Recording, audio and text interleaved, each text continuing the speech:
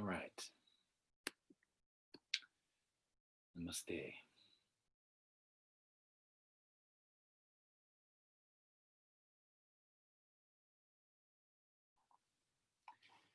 My name is Dr. Steve Parker. I'm also known by my Vanaprastha name as my initiate name as Stoma. I'm not sure what introduction Aparnaji has given, but let me just say that I'm a disciple of Swami Rama of the Himalayas, a student of Swami Rama and his disciple Swami Vedabharati for the last just shy of 50 years. I'm a certified yoga therapist in addition to being a yoga teacher trainer. And also as a psychologist, I had a private practice for 35 years and have been a professor of psychology in a couple of different graduate programs in Minnesota. And so I come to the practice of meditation from several different angles simultaneously, both as a practitioner in a traditional sense,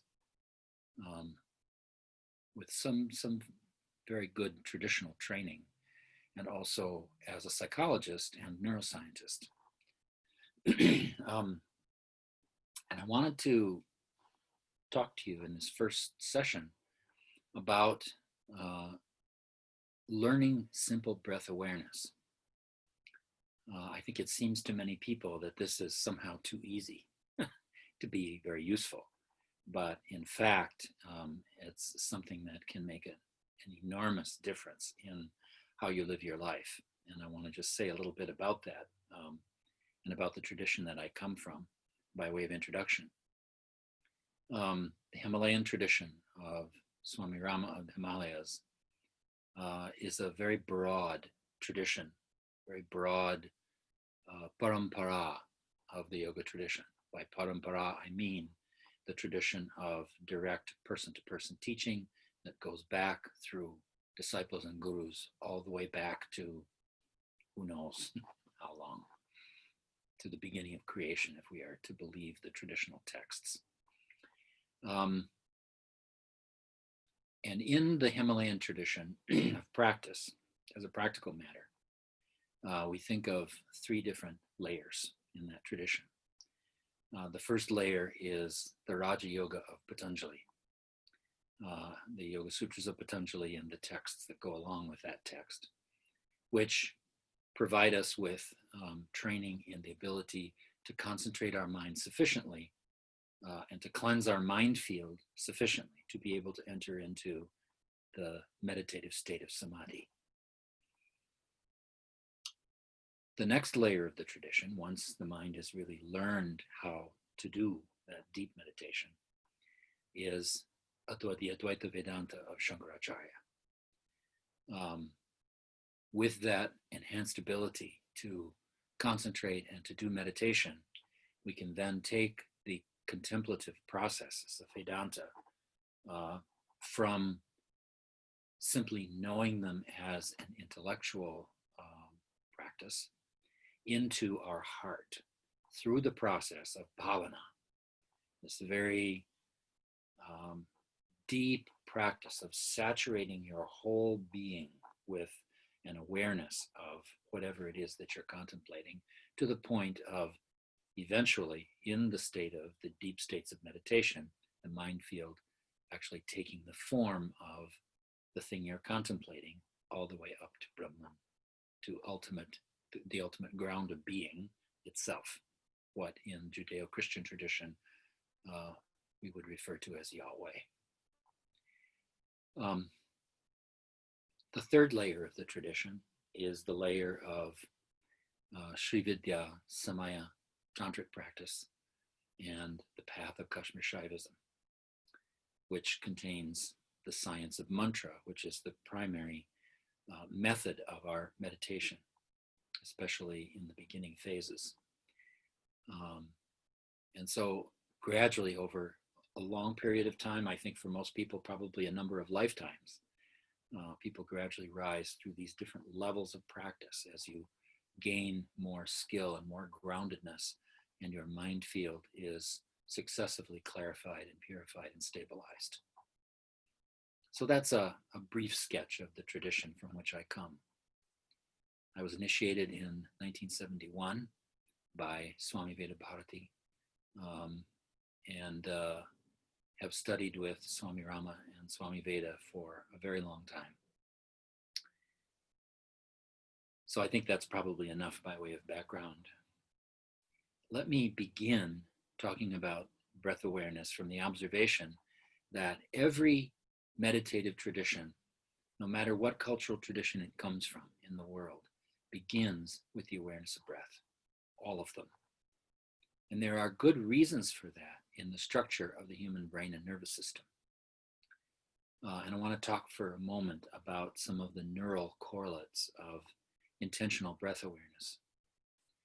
The practice of meditation in the yoga tradition as well as in the Buddhist traditions, and there actually is very little difference between these two, even though some theoreticians and some practitioners try to maintain a difference and a distinction between them. They both begin from what the yogis call prana apana anusmriti, or what in Pali, the Pali language of Buddhism, is referred to as panapanasati. It's the same word, the same term, and it's the same practice. The conscious awareness of the flow of breath in your nostrils. Now, a number of really interesting things happen when you begin to intentionally follow the feeling of breath flowing in your nostrils. You begin to practice what we call in neuroscience mindful awareness. In the structure of your brain and nervous system, the part in your forehead, just behind the middle of your forehead, is the last part of the brain to evolve. In that regard, you can think of it as the most human part of the brain. It's called the middle prefrontal cortex.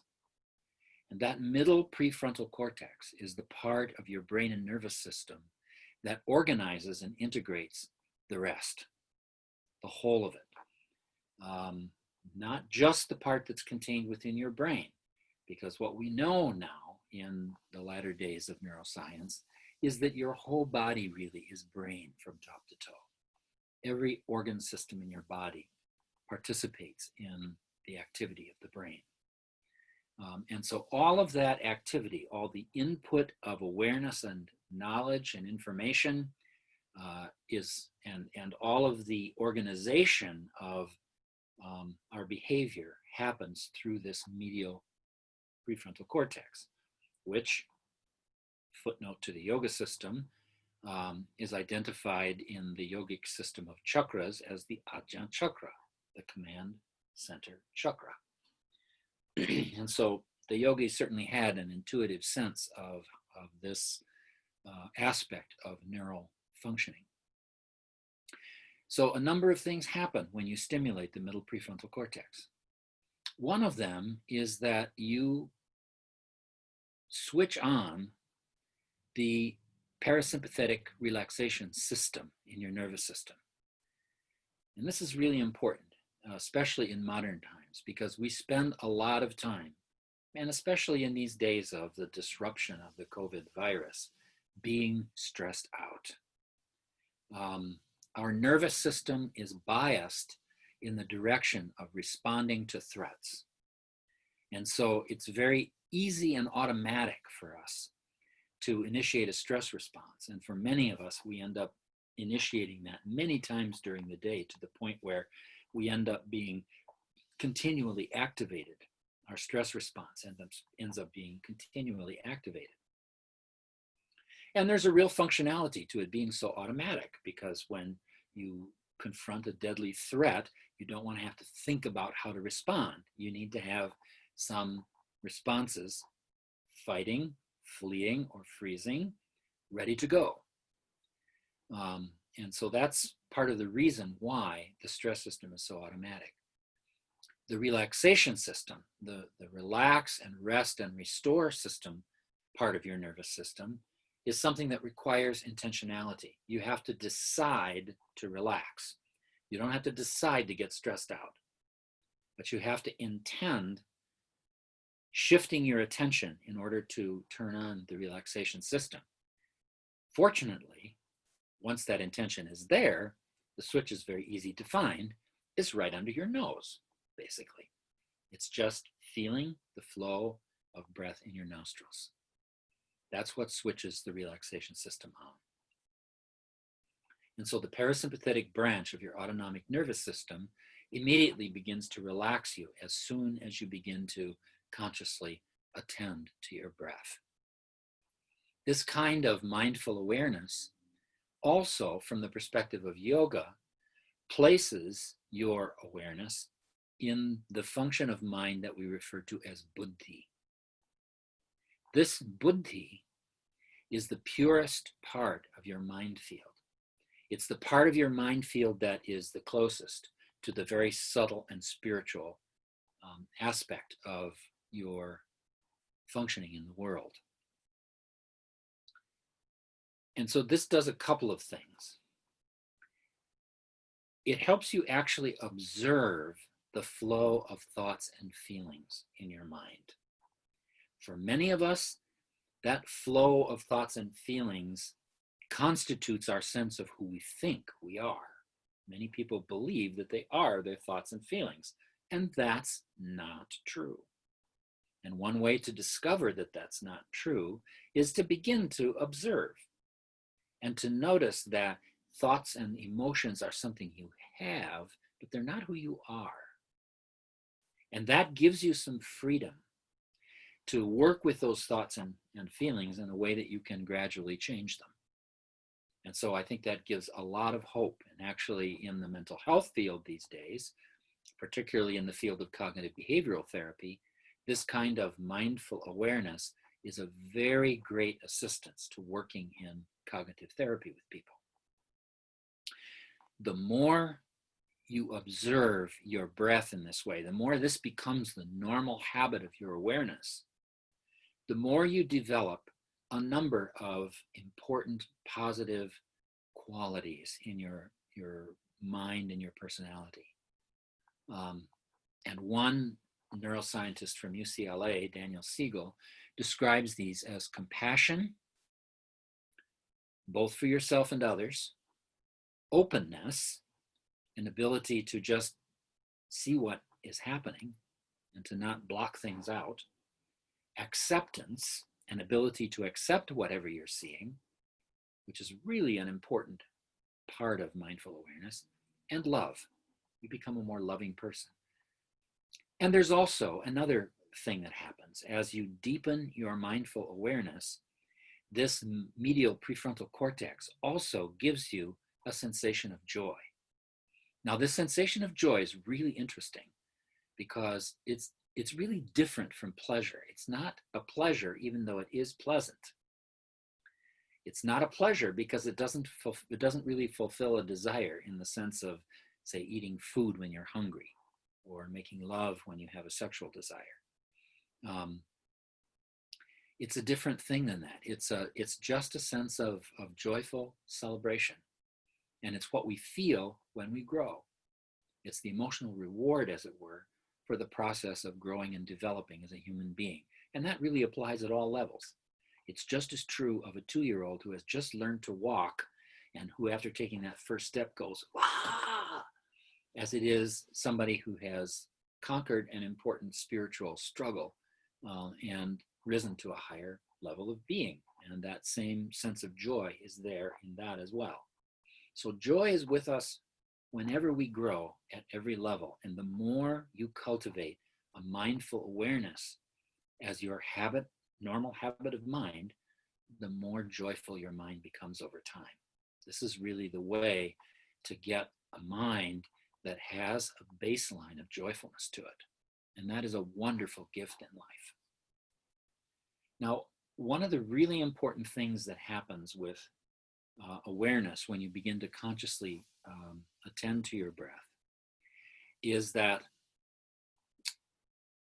it makes the part of your brain and nervous system that carries your conditionings and your habits go into the background. So there's another part of your brain and nervous system, which we refer to in neuroscience as the default mode network, which was discovered in the 1980s. They noticed in doing experiments with an MRI machine where you would give somebody a task and put them in the machine to see what parts of their brain light up. One research group asked the interesting question, which parts of the brain go quiet? And it turns out it was always the same parts. And this series of structures is what's responsible for your habitual sense of self, for the sense of yourself that you have when you're not paying particular attention to anything. Think of it as your brain on autopilot. But it's also your brain driven by all your habits and conditionings. And when you start to consciously pay attention to your breath, that part of your brain and nervous system goes quiet. And the middle prefrontal cortex begins to reorganize that whole system. And so in the process of changing important habits and conditionings that you have, mindful awareness really helps in the process of making that work, even at the practical level of how the neurons reorganize themselves in your brain. So there's a real sense of harmony at this point between the discoveries of contemporary neuroscience and what the yogis have had to say for centuries about how to live your life. And that's why really all systems of meditation and spiritual practice function on the basis of this awareness. Even in the Christian tradition, Jesus said to his disciples a number of times in the New Testament, the kingdom of God is all around you, you don't see it. What he was asking his disciples to do was to be aware, to wake up to the greater being that was all around them, to the experience of divinity that surrounded them with every step they took. So, when you undertake this simple breath awareness, as I said before, you begin to observe the flow of thoughts and emotions, and you begin to realize that that's not who you are. Just that process alone begins a process of change. You remember in terms of those four qualities that happen with mindfulness, compassion, openness, acceptance, and love. Acceptance was such an interesting aspect of that. And this quality of accepting, once you have observed the flow of thoughts and emotions and you have accepted what is there, you can see how things are going at the moment, then you have a starting point for any process of change. So without that sense of self-acceptance, without accepting yourself as you are this minute, it's pretty hard to change because you don't really have a starting place to work from. So this acceptance is a really important and critical factor of mindfulness. This enhanced capacity for observing your thought processes gives you a greater ability to observe the thought processes that contribute to your emotional distress, particularly the critical voice in your mind, that little voice in your head that's constantly telling you, you know, you should be smarter, you should be thinner, you should be more outgoing, you know, whatever it is. Everybody has something going with that critical voice. And many people think this is the voice of God or the voice of the guru. It's not. When I'm teaching people about this from a spiritual perspective, I tell them that's the voice of the devil. Don't listen to it. And the way you don't listen to it is to constantly come back to feeling the flow of breath in your nostrils so that that part of your brain goes quiet again. It also really helps with reframing some of the thought processes that go along with having emotions. If you watch carefully the flow of your thoughts and emotions, you begin to notice that they're related to each other and that there are certain ways of thinking that help to sustain your emotions. If you're a very anxious person, for example, you'll probably find yourself saying, what if a lot? You know, what if this happens? And then what if that happens? And then what if this happens? And then what if that? And pretty soon you have a panic attack. And there are lots of other forms of this kind of mental habit that sustain anxiety and depression. And just by observing these things, they automatically begin to change. And one of the things you notice when you start to become mindful is after a while you begin to see how your mind field automatically has a push to self-correct in it. And that is so important. We have an innate inborn desire to grow and develop. That's part of who we are as human beings and even as biological organisms. And that push to grow and develop extends all the way into our spiritual life. And so the more mindful you become, the more able you are to allow this kind of self-correction to happen. And it's a very thoroughgoing process. And in the next, in this session and in the sessions that follow, we'll learn some initial practices of meditation that I think can really help you a lot to recognize how just by observing things mindfully, you just are really allowing your body, your breath, and your mind to cleanse themselves and to correct themselves and to move in a better and more growthful direction in your life. So let's come down to some initial practice here. I want to make sure that you have some practice to work with before we finish. And what I want to do is just, in the beginning, is just this simple breath awareness. And for those of you who want to sort of look it up in the source texts, you can look at Sutra 34 of chapter 1, the Samadhipada of Patanjali's Yoga Sutras. I'll briefly tell you a quick story about a disciple friend of mine named Wolfgang from Germany. He came to see the Gurudev one time, Swami Rama, had a question about a student, and the student had sent him a letter. He came to Swamiji's apartment, but he had forgotten the letter. So when Swamiji came into the room, Wolfgang got up to go and get the letter, and Swamiji said, no, sit down. He said, put out your hands, look up. So Wolf put out his hands and looked up. And here comes the letter floating down out of the air into his hands. So he looks at the letter, and Swamiji says, is that the correct letter? And Wolfgang says, yes. Swamiji, can you teach me how to do that? Because, of course, everybody wants to learn about these great yogic abilities. And Swamiji just laughed and he said, son, just refine your breath awareness. All of this will come to you.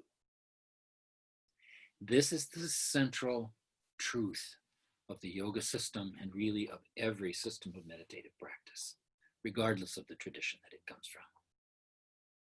This aspect of breath awareness and its relationship to the mind is a very deep thing with many, many layers and subtleties to it. And the further you go in refining that fundamental process, that's really how you make progress in yoga. It's not a matter of learning advanced techniques and practices.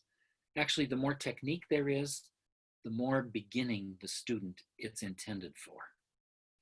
The important practice is this very simple, very fundamental practice. So just sit with your head, neck, and trunk aligned. And by aligned, I don't mean straight as a board. Your spine has a nice natural S-curve to it. So just comfortably tuck your chin slightly to lengthen your neck.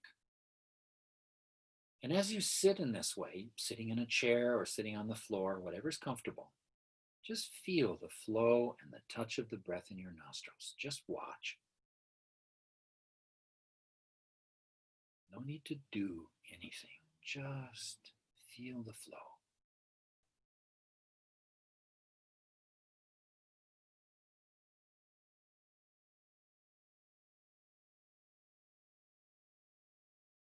Even by the time you've taken 3 or 4 breaths, you can feel how the breath is already changing.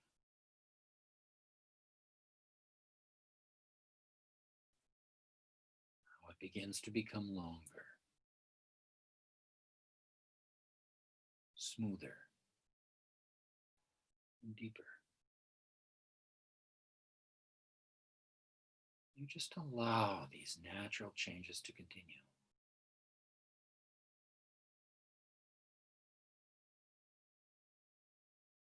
Your body knows how to breathe. Your body carries a memory of how you breathed as a baby. Let that baby breath return to you.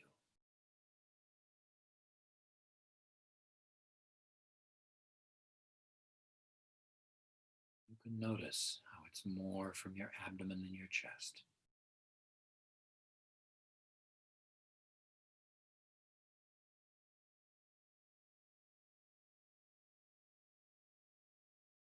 And as your breath becomes smoother,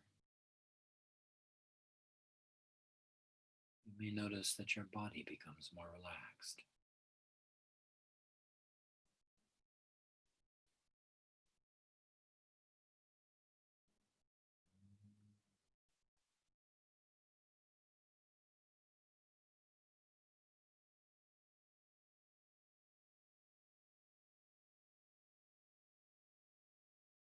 And you can just enjoy this simple sensation of being alive, the gift of life, breath. Beautiful.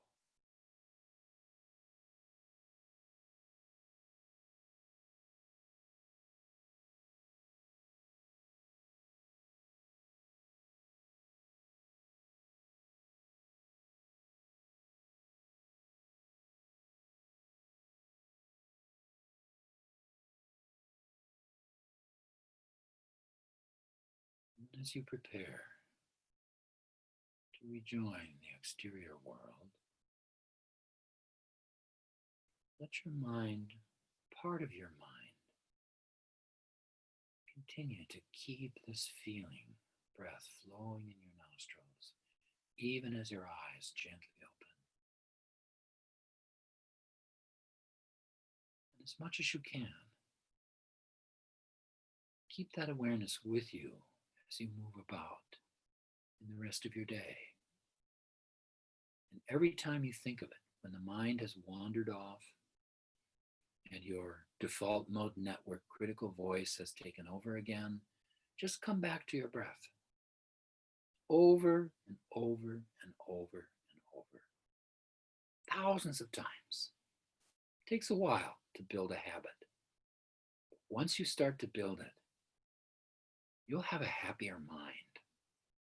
You'll have a more open mind, more loving mind. It will begin to change your personality in a wonderful, positive direction. And if this is all you did by way of your meditation, if all you did was change your habit of mind so that you were aware of your breath most of the time, you would change so much. You would make so much spiritual progress just with that. So feel free to carry this grace around with you through the rest of your day. And I wish you all the best. Namaste. Thank you so much, Stomaji. I look forward to the next time.